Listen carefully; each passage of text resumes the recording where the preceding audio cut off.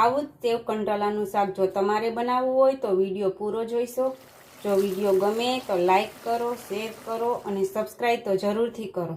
તો ચાલો વિડીયો કરીએ સ્ટાર્ટ। સેવ કંટોલાનું શાક બનાવવા માટે મેં લીધા છે 250 ગ્રામ તાજા અને લીલાછમ કંટોલા, 50 ગ્રામ સેવ,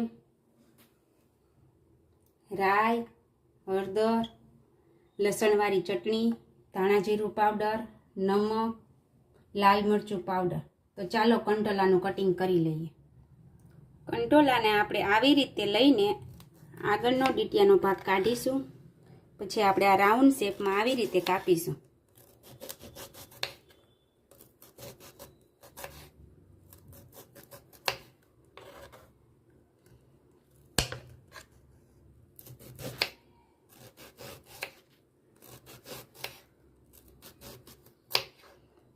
આવી જ રીતે આપણે બધા કંટોલા કાપી લઈએ। જો કંટોલામાં મોટી સાઈઝના બી હોય તો તમારે આવી રીતે કાઢી લેવા, પણ આપણે આ કૂણા છે એટલે આમાં બી નથી। કંટોલાનું કટિંગ કરી લીધું છે। હવે આપણે વઘાર કરી લઈએ। એક બાઉલમાં આપણે 6-7 ચમચી જેટલું તેલ મૂકીશું। તેલ ગરમ થઈ ગયું છે, તેમાં આપણે 1 ચમચી રાઈ નાખીશું। તેમાં આપણે ચપટી હિંગ નાખીશું।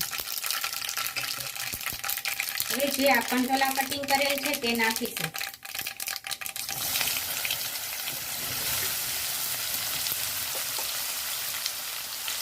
પાંચ ચમચી હળદર, અડધી ચમચી લસણવાળી ચટણી, 1 ચમચી લાલ મરચું પાવડર, અડધી ચમચી નમક। આ બધું આપણે મિક્સ કરીશું। આપણે કંટોલાને આવી રીતે 1 મિનિટ સુધી તેલમાં ફેરવશું, પછી આપણે પાણી નાખીને ચડવા દઈશું।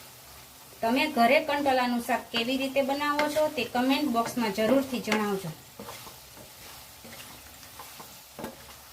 હવે કંટોલા ચડે છે તેની 1 મિનિટ થઈ ગઈ છે। હવે આપણે 1 ગ્લાસ પાણી ઉમેરીને કંટોલાને ચડવા દઈશું।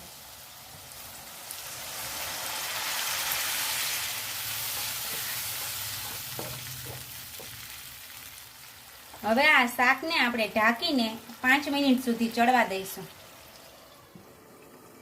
હવે આપણે ચેક કરી લઈએ।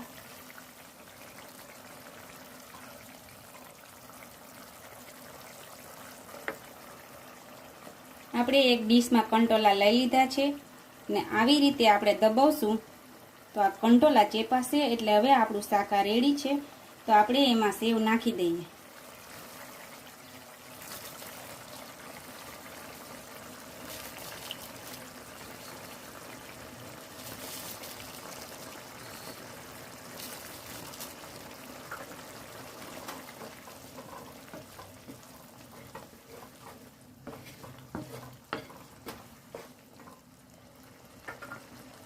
આ શાકને આપણે હવે 2 મિનિટ સુધી ચડવા દઈશું, એટલે સેવ અંદર પણ ચડી જાય।